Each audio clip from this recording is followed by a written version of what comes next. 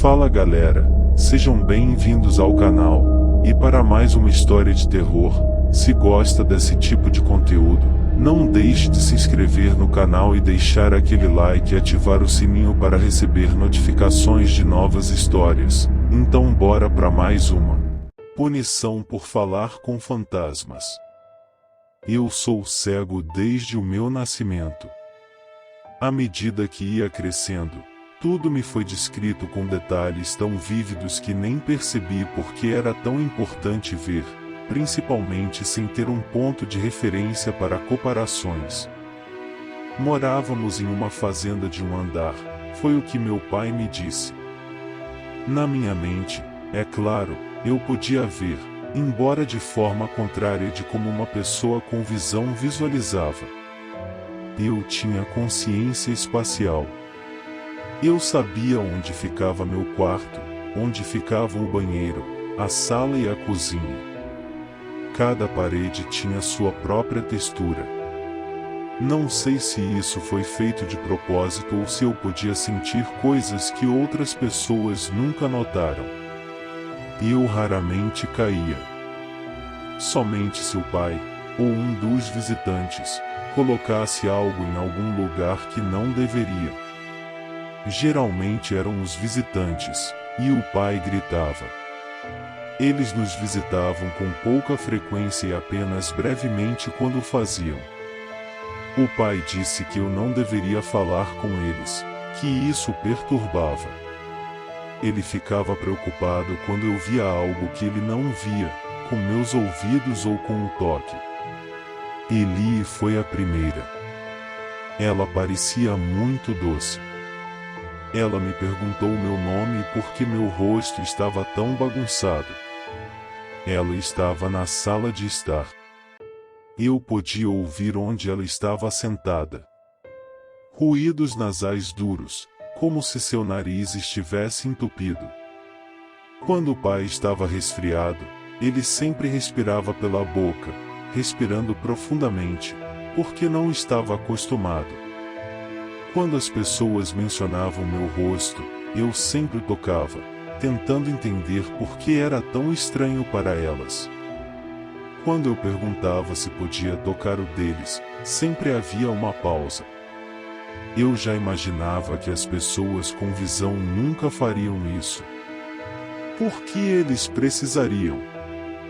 Quando perguntei a Eli se eu podia tocar seu rosto, ela concordou com um pouco de relutância.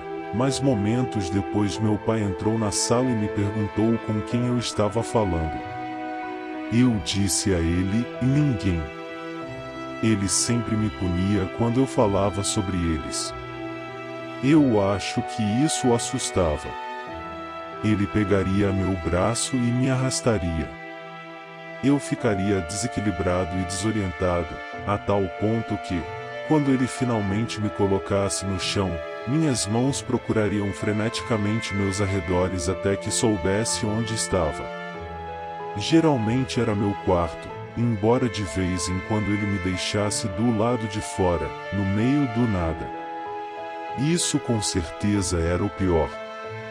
Eu estaria perdido e assustado. Ele me contou sobre a estrada que corria em frente à casa e explicou que os sons que eu ouvia eram carros, que eles me matariam se me tocassem. Esses sons eram o meu único meio de reconhecer o meu entorno. Esperei até ouvir algum som, e então soube por que caminho correr de volta para casa. Eu ouvi Eli naquela noite. Ela sussurrou para mim, dizendo que estava assustada. Eu sussurrei de volta, mas ela não ouviu. Perguntei a papai sobre Eli. Ele não queria falar sobre ela. Eu perguntei a ele o porquê. Ele não respondeu. Quando eu disse a ele que ela perguntou sobre o meu rosto, ele me perguntou o que eu tinha dito. Eu disse a ele que queria tocar o rosto dela. Ele riu, embora eu soubesse que ele não estava feliz. Eu pude ouvir a diferença. Quando você ri por prazer, sua boca fica aberta. Quando você finge, sua boca está quase fechada. Para mim, a diferença é óbvia. Foi só quando eu era mais velho que ele explicou. Ele disse que morávamos em um lugar especial, conectado ao outro mundo. Que, às vezes, pessoas mortas escapam, pessoas que morreram com dores e queriam alcançar os vivos. Ele explicou que, como eu não podia ver, consegui sintonizar isso.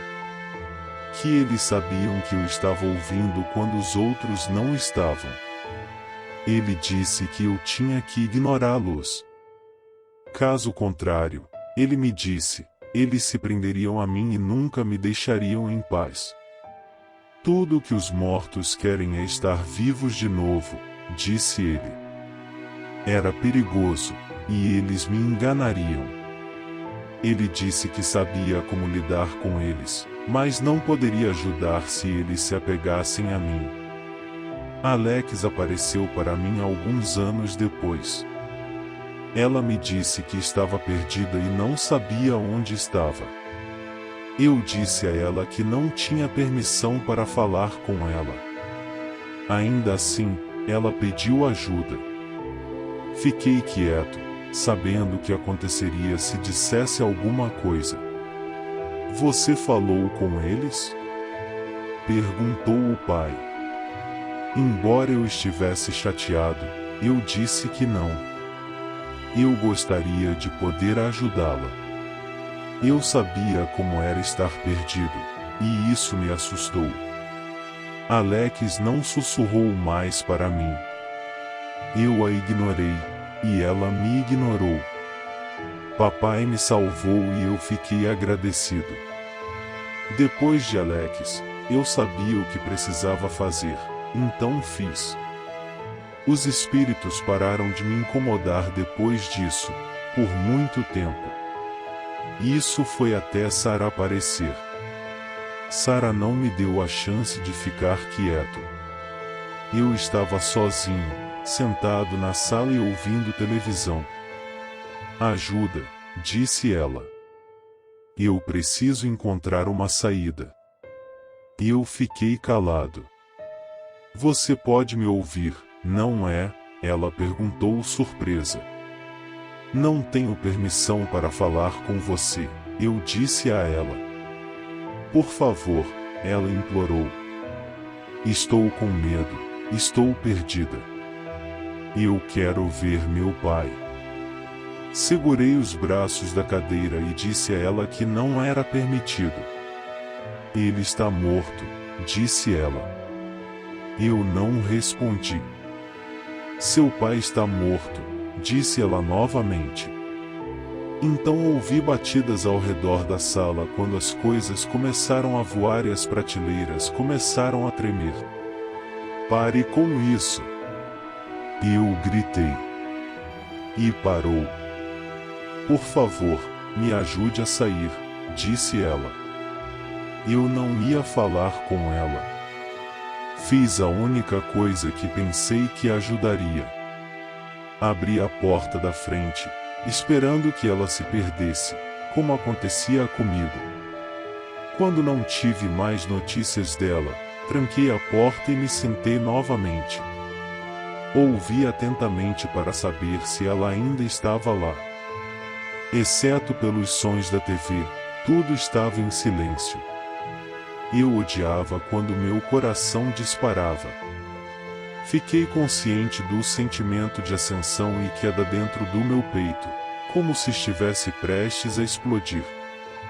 Quando ouvi a voz do meu pai, gritei. Filho, ele disse, eu preciso da sua ajuda. Eu acho que estou morrendo. Eu fiz o que ele me disse para fazer, eu não falei. Se ele morresse, ele nunca me deixaria. Em vez disso, corri para o ar livre e gritei por ajuda. Eu gritei até minha voz ficar rouca. Ouvi o som de carros correndo pela estrada em frente à minha casa. Eu gritei até ouvir alguém responder. Era uma mulher. O que há de errado? Eles perguntaram. Eu disse a eles que acho que meu pai estava morrendo. Eles perguntaram o que tinha acontecido com minha cara. Supliquei que eles me ajudassem, e eles prometeram que o fariam. Sentei-me na grama e esperei. Algum tempo depois, a mulher voltou para mim e perguntou se ela poderia segurar minha mão. Sinto muito, ela me disse. Ouvi sons de sirenes e pessoas correndo. Eu perguntei o que estava acontecendo.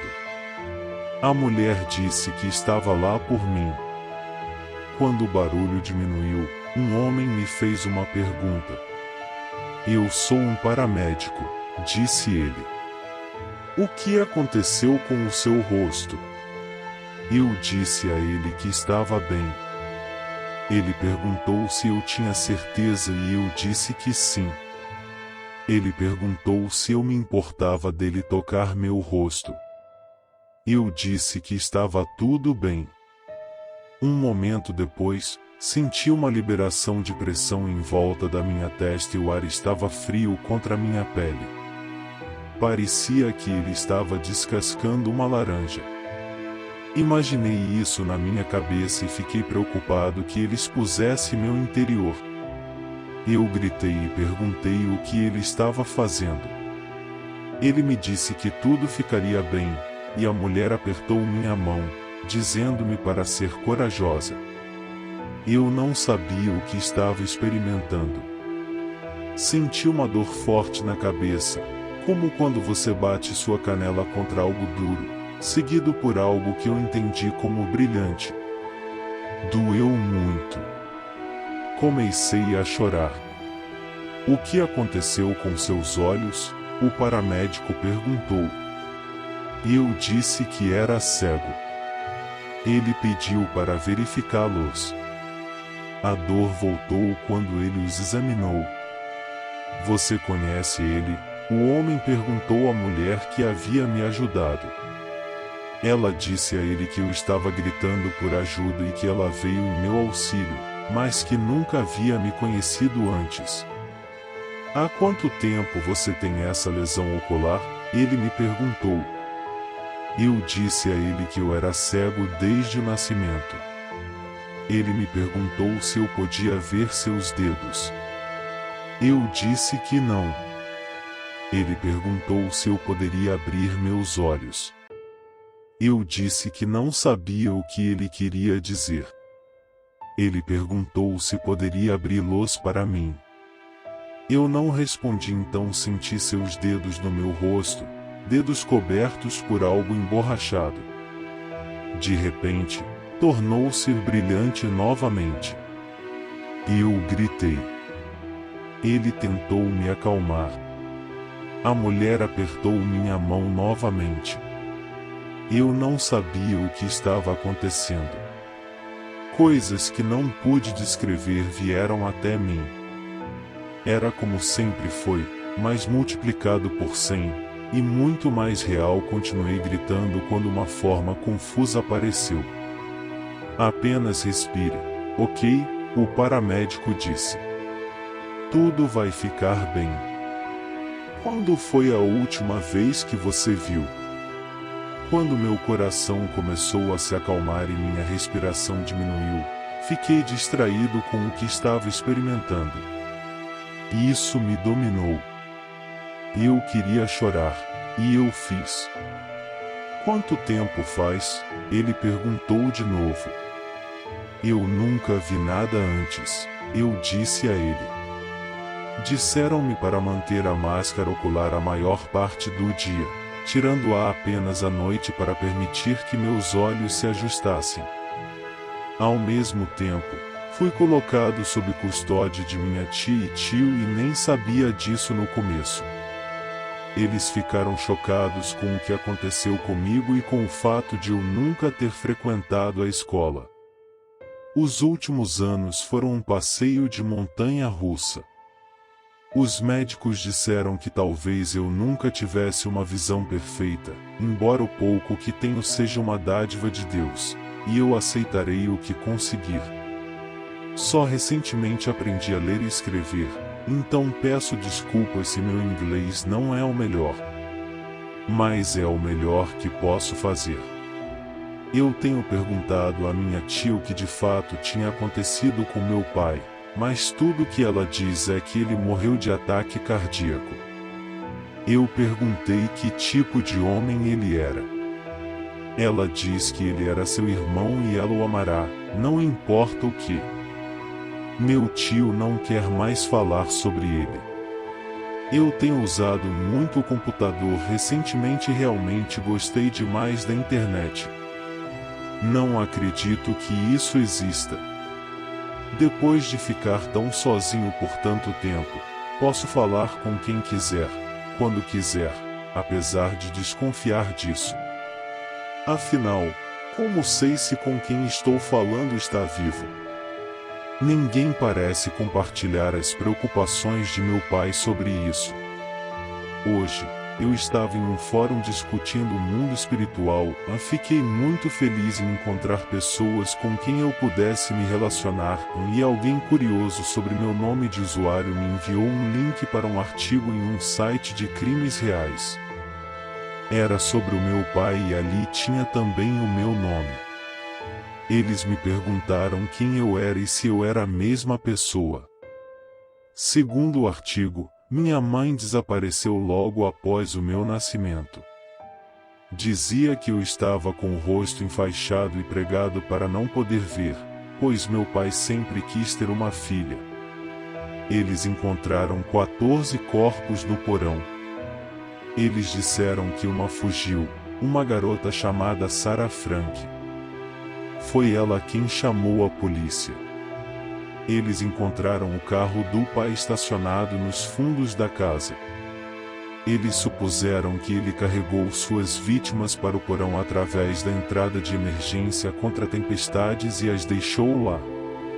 Sarah conseguiu fugir depois que concordou em ser sua filha após 4 dias de tortura prolongada. Ela o esfaqueou com uma faca que ele colocou no balcão para passar manteiga em algumas torradas. Eu não queria acreditar. E não tenho certeza se acreditaria, se não fossem os nomes das vítimas, 2 que se destacaram, e Eli Farmer e Alex Ridley. Eu falei com as 2 na sala de estar.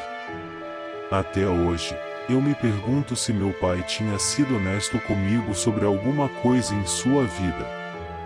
Ao longo de tudo, uma questão ainda permanece sobre todas as outras. Eu falei com Eli e Alex antes, ou depois que ele as matou? Fim. Se gostou, deixa o like e não esqueça de se inscrever no canal.